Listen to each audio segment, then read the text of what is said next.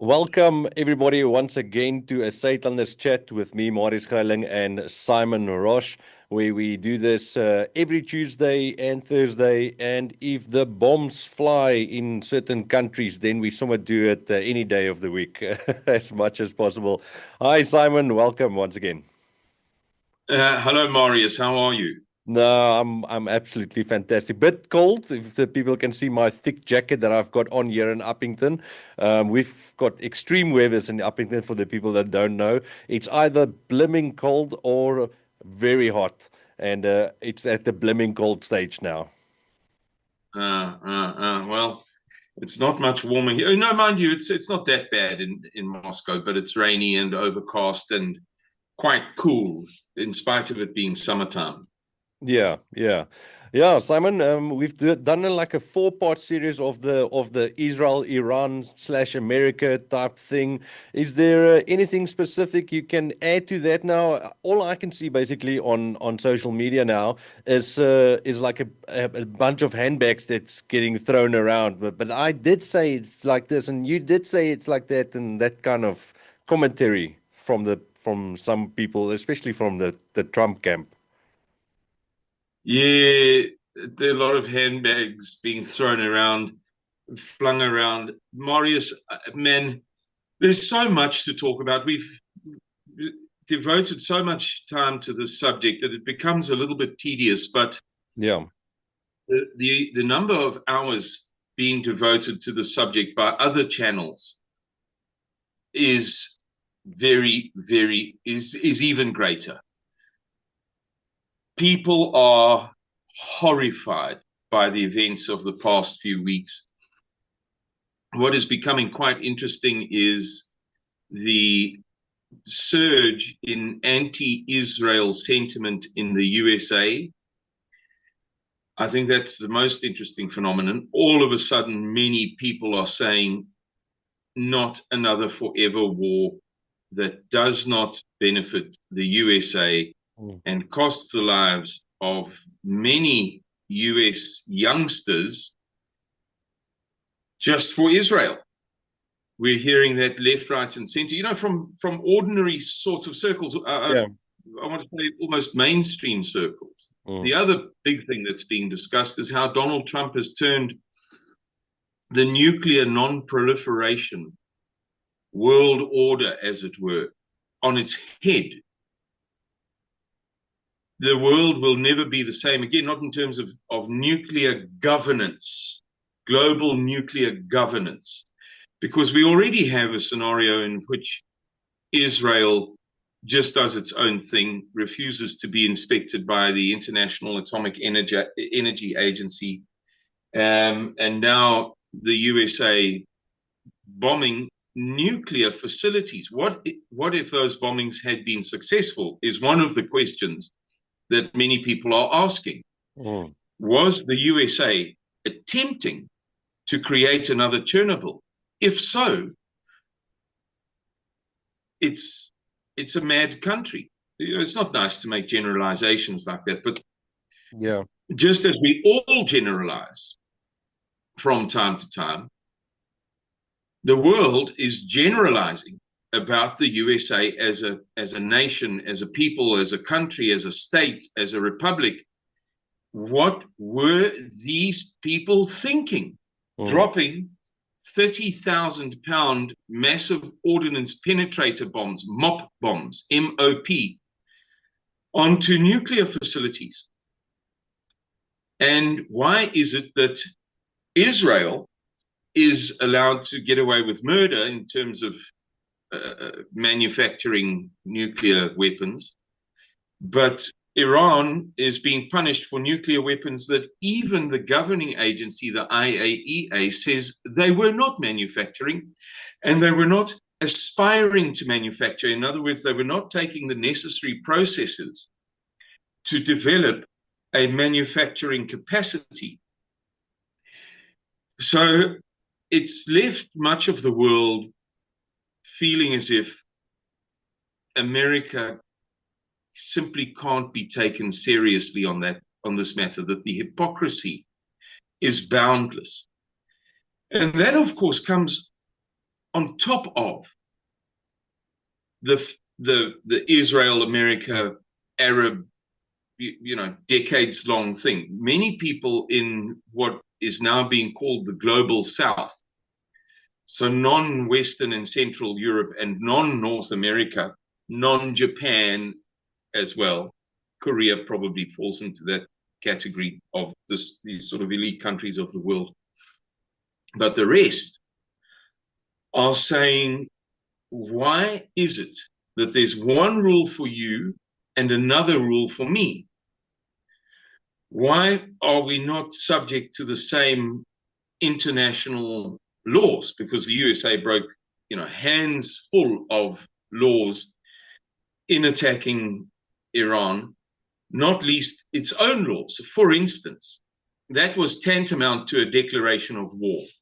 That attack fulfilled all of the criteria more than adequately for it to be tantamount to an initiation of war.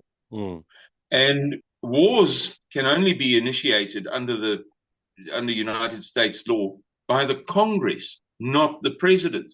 Yeah. That's just one illustration of the contradictions and hypocrisies and idiosyncrasies that the world is seeing without restraint now. In the past, the USA perhaps did a better job of disguising its dishonesty. The past few weeks have seen a level of dishonesty and deceit and trickery that has left the world talking openly, disrespectfully about the USA, Marius. Yeah. I've also watched an interview today. I can't remember the person's name now, but I know the other, or it was more a debate. Let's say it was a debate between Scott Ritter and, unfortunately, I can't remember the other guy's name, but he's from Israel. And the way that he explained it is, he said this was a preemptive thing to save Israel, because all the proxy nations, Syria and Qatar and Saudi Arabia, they were all, and the Houthis and the Gazas and the whatever, they were all basically working for Iran. And Iran has always said that they are going to destroy Israel, and we had to. There was no choice. We had to disable their nuclear capabilities. Otherwise, they definitely in the future would have wiped us out. This is a fact, the guys. This is an absolute fact. So we had to strike first, and we had to make sure that they couldn't succeed in this.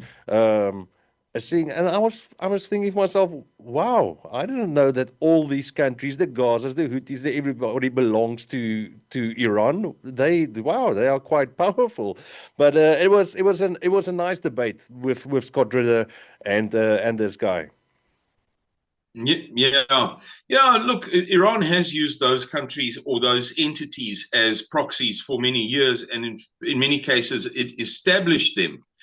But to say that Hamas in Gaza is one of those is an out-and-out lie. The Israelis have bragged on many occasions that they established Hamas as a counterweight to the Palestinian Liberation Organization. And lo and behold, it was successful.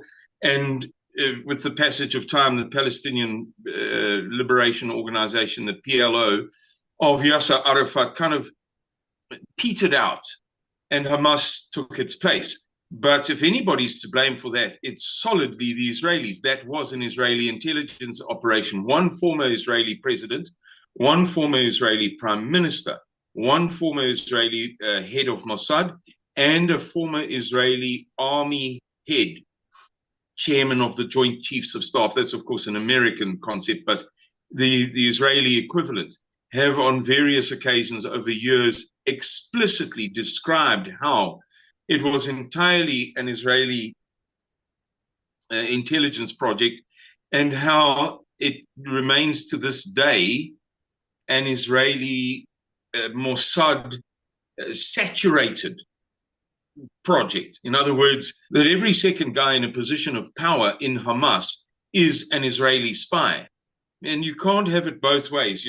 They seem to be masters at blaming other people if they're going forward, and if they're going backwards, well, that's even worse. And if they stand dead still, well, that's the worst of all. You know, no matter what the other party is doing, somehow they're capable of manipulating the argument to demonstrate that the other party, regardless, is always in the wrong. And I think that people are getting kind of tired of it, Marius. I think that many ordinary people around the world were for a very, very long time, what is the right word? They recognized that through the USA, the USA and Europe had such a monopoly influence over the dominant media forces in the world that there was almost no point attempting to sell another narrative. It was better just to shut up and take punishment from Israel and the USA and not argue about it. Fight back, maybe, but not get into a discussion. And I get the feeling that we've passed a tipping point on that. I just get the feeling that millions of people around the world, particularly in this global south, are saying, you know what, we've heard it all before. When you dropped the first bomb, it wasn't your fault. When you dropped the second bomb, because somebody else dropped the first, it also wasn't your fault. When you dropped the second to last, you were the good guy. When you dropped the last bomb, you were also the good guy. And the evidence is not in Israel's favor, because the more that you scratch at this subject, the sketchier it gets. And I know that it's a very, very sensitive subject for many people. There are those people who say that in spite of the genetic evidence, we know for sure that so-and-so is the biblical so-and-so is the modern so-and-so, or the other way around. It's something that is so sensitive to many people that they will not hold a rational conversation about it. You know, genetics doesn't count, DNA doesn't count, science doesn't count. The open record of a procession of events, that doesn't count. Nothing counts on both sides. You know, those who are pro-Israel and those who are anti-Israel. But I think there's one thing that we can agree on, and that is that in recent years, Israel has engaged in behavior that is not, that leaves everybody with a bad taste in their mouths. Which is not to say that people should be disloyal. If you're an Israel fanatic, if you're a Christian Zionist, you might say, yeah, well, Israel did wrong, but I'm sticking by them forever. It's the true Israel. The genetic science tells us that. Therefore, you know, they're the chosen people of God, and I'm not going to veer away from my support or loyalty. But even those people, I think, are perturbed by what they've seen and how Israel has addressed some of the atrocities for which it has been responsible. And I think that the USA has, in one fell swoop, fallen into that category. I think that many people saw the events of last Sunday and said to themselves, I've always been a USA fan. I want to go and live in Texas. I wish that Donald Trump had taken me as an Afrikaner refugee. USA number one, but dropping 30,000 pounds of ordnance. In fact, 2 of those units were dropped at one facility and 12 at another. So 12 times 360,000 pounds, roughly, call it 150,000 kilograms. I'm listening to these numbers and thinking that I must be making a mistake, but yeah, 150,000 kgs, 150 tons. Bombed on a nuclear facility you can't justify that. Do you know what I mean? It's like being married to a woman that you love very much, who makes a mistake. She says the wrong thing at a party, or she gets the wrong end of the stick and she gets into an argument with somebody. Just as a man can make a mistake, anybody, but I speak as a man, so therefore I speak of a woman. And you might love her to the ends of the earth, but you might also say to her in the car home, hey, I love you. You're the one for me, and you're the best mother in the world. But I have to tell you that categorically wrong. Categorically, you were in error. You made a mistake, as we all do. The USA just has, in a very short span of time, gone from being an entity that was always able to kind of bull dust its way out of a tight spot, to an entity that absolutely nobody outside of Europe and the West, as we've already described, finds it acceptable that they lied about the negotiations 2 weeks in a row, and that they dropped £360,000 worth of ordnance on a nuclear facility. You know? Yeah. Simon, I haven't seen, I know that they did plan it, but I haven't heard or seen if they did close the Strait of, what is it, Hormuz, where the oil comes through. Did that happen? I know South Africa, and in the beginning of the new month, in July, we're going to have a petrol and a diesel spike. They said something between 1 rand and 2 rand a liter, that it's going to get more expensive, but don't hold your breath. They also said, I mean, it could be much worse. Maybe it's a little bit less. But is there an update on that Strait of Hormuz? Did they close it? Was there an oil delay in the tankers and the things? Yeah, just for those people who are unaware, the Persian Gulf and the Gulf of Oman are the same thing. Just two ends of it have different names. It is the Gulf between Arabia and the next portion of Asia, beginning with Iran, Pakistan, etc. And we all know Arabia, Saudi Arabia, Yemen, Oman. And it's the Gulf that runs up between them, up towards Iran, where a lot of oil and gas are exported into the world. And strait, the word strait, when there's no GH in it in English, when it's just STRAIT, means narrow. In the Bible, there's a verse saying, narrow is the gate and straight is the way. It means narrow is the gate and narrow is the way to heaven. Yeah. Two words that mean precisely the same thing. So at one point, roughly in the middle of the Persian Gulf, there's a narrows. It's very much narrower. And then after that, they just call it by another name. They call it the Gulf of Oman. And in those straits, Irani vessels were seen moving up and down as if they might be laying mines. But we haven't had any confirmation of that. And it seems as if the markets are confident that that didn't transpire, because the oil price fluctuations of the past week have corrected quite nicely. I haven't looked at all today, but I know that late last night, the recovery, the downward recovery was good.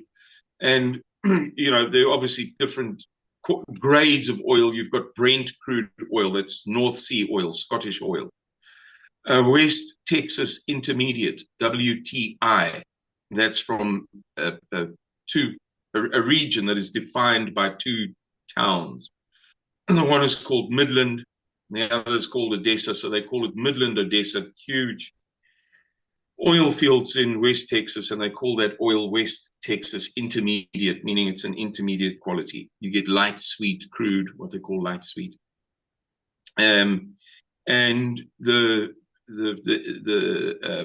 futures prices, in other words, what people are betting on for a month's time, for delivery in a month or 6 weeks or 3 months' time, had corrected quite nicely. So things are looking okay from that point of view at the moment. But my fear is that, these guys want to have their cake and eat it. And Donald Trump and the Israelis are absolutely insisting that they completely obliterated, utterly devastated, thoroughly destroyed. They're using these sorts of phrases almost as if it's a competition between them to see who can use the strongest phrase, meaning destroyed. Yeah. The nuclear facilities, the 3 of Iran's 33 various nuclear facilities that were attacked. But most of the world believes that to be an enormous lie, which begs the question, will they now go and do it for real? Because if the Israelis and the Americans continue to justify it as the right, the righteous, and the rightful thing to have done, when it becomes apparent that they've been lying through their teeth for the past almost a week now, will that mean that they have to go back and do it again? And I foresee a sudden big development. I'm not sure what it's going to be, but I would bet my bottom dollar that, given all of the lies, shooting out in sort of contradictory directions, sooner or later they're going to have to do something to resolve those lies. They've either got to bomb again or say, yes, we were so effective, the action was so effective that now we can leave Iran alone and lift the sanctions against Iran. These sanctions that they've had on the country for years and years and years that have reduced it to a state of poverty, not the entire country, but the lives of ordinary people have been, very badly, detrimentally affected by the consequences of the sanctions.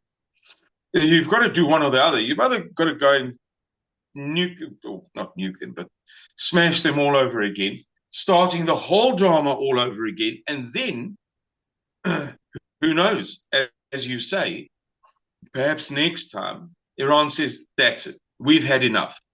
And they do mine the Straits of Hormuz. Yeah. And there is a global shortage of oil and gas. You do end up paying $150 a barrel. Or they've got to say, well, given that we succeeded,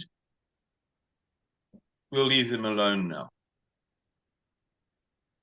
It's I don't know. It's just anybody who can't see that it's an enormous deceit. I don't know. I really don't know. I just don't understand how people can see. Countries practice deceit, and in the book of Joshua, it talks about spies, and I forget I'm having a brain freeze, but there's a passage in the Bible that talks about to wage war by covert means. I forget the correct English. So, yeah, fine, okay, everybody does it, but geez, when there is so much deviousness, deceit, double dealing, dishonesty, and duplicity, I can't help but think to myself, I don't know, does this sound right to my conscience, my understanding of morality, that the supposed good guys lie about everything all of the time? These are the goodies. So, yeah, they're going to have to resolve the contradictions one way or the other. Either they're going to have to go back and do it again. Yeah. Or they're going to have to say, well, since we succeeded, we absolutely terminated their program. There's no raison d'etre. There's no reason for existence of the sanctions, Marius. Yeah, I think Donald Trump is sticking to his guns, saying that he's in the latter part of that, what you just said. According to him, they've totally destroyed it. They will never be able to do anything nuclear ever again. That's how successful they were, and so forth, and so forth. But on the flip side, I'm thinking, listen here, Iran moved their high-grade uranium away. Three of their sites got bombed. But won't they go be like, listen here, you are punishing me for something that is definitely not the truth. I'm gonna do that now. I'm gonna be underhand. I'm not gonna tell anybody, but now I'm gonna start making nukes or whatever. Of course, you've blamed me now. You've bombed me for it. I didn't have it. But now I see maybe I should have one because maybe you'll think twice before doing what you did to me if I do have one. So Well, that's what, guys, this yeah, sorry. demonstrates conclusively why Iran should have nuclear weapons. And John Simon, I mean, he's a mild-mannered, sweet university professor with a lovely demeanor, John Bolton. And he's saying this just proves get nuclear weapons like Israel and North Korea, and you won't have any problems. The fact that you don't have nuclear weapons is why they're able to bully you, to the nth degree, bully and bully and bully, worse and worse and worse as the decades go by. So yeah, who knows what they're going to do? But I gather that the North Koreans have offered them nuclear weapons. Sorry, Yes. sorry, Simon. I lost you there. You said the North Koreans wanted to give them or proposed to give them Yep. some nukes. Yeah, the North Koreans apparently what transpired was that the North Koreans approached the Russians and Chinese formally and said, we wish to offer the Iranis nuclear weapons.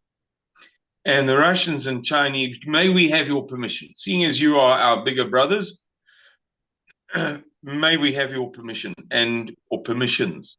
And the Chinese and the Russians, independently of one another, said, have you got rocks in your head? And you're just going to make matters worse. But the point is that indicates where the world is right now, that you've got the North Koreans saying, hey, clearly this is never going to end and it's never going to get better. And these guys are going to be bullied until there's nothing left of them. Let's help them out against the USA. The USA has really capsized, turned upside down, like a boat that capsizes and its keel is in the air and the decks are facing down towards the bottom of the sea, has really capsized the world order pertaining to nuclear governance, turned it upside down. I don't know, Marius, but it doesn't bode well for the future. And if the Iranis are the home to Shia Islam. We've described that previously. It's short for Shiat Ali, which means, roughly speaking, the disciples of Ali, the son-in-law of the Prophet Muhammad, who they believe should have taken over from the Prophet Muhammad. Because the Prophet didn't have sons, he only had daughters, and he was the right guy. The closest thing, the closest male to Prophet Muhammad, the most eligible person in their eyes. That's Shia Islam. And they believe that Sunni Islam is a betrayal of this righteous lineage. It's a very big thing. So if the home of Shia Islam obtains a nuclear weapon, you can be certain that within a week or two or three or 6 or 9, the Saudis, who are Sunnis, and the Turks, who are mostly Sunnis, will want nuclear weapons, and to get them will not be difficult. They'll get them from Pakistan. Yeah. Can you imagine if within the span of the next 3 years, we have 3 more nuclear powers in the world, and the 3 powers that hate one another with a hatred that extends back to to the 600s AD, Yeah. after the Prophet Muhammad's death and the schism of Islam shortly afterward. I think that the only explanation that I can come up with for Donald Trump and Israel's bizarre, destructive behavior is that it's deliberate. I'm positive that many people watching this video will say, oh, what a load of nonsense. You know, nobody really cuts off their nose to spite their face, to use one English expression, or to use another English expression, anything, deliberately shoots themselves in the foot. But I cannot, for the life of me, discover in my mind another explanation for this pattern of very deceitful and extremely harmful behavior, harmful to the nuclear world order and harmful to peace in the Middle East. Yeah. So if it's intentional, they're going about it in the right way. And what's more, if it's intentional, then you can be guaranteed that they will persist with these bizarre actions that produce no good, but only ever bad, Marius. Yeah. Simon, I don't know if you've got anything to add. We've got a couple of minutes left, about 3 or 4, before we end our meeting, our chat, like we normally do. No. Any last thoughts? Nothing? No, nothing from me, Marius. Watch this space. Great. Then I'll see you on Tuesday. Yeah, no. Well. Maybe we'll do one on Monday if the world catches Marius, fire. I have just received. Yeah, I've just received confirmation of a trip to Donetsk. So next week is going to be extremely difficult to predict. Okay. But let's see. Yeah, let's see. Okie dokie, Marius. Safe travel, Simon. Have a good one. Thank you very much. Same to you. Cheers. Bye-bye.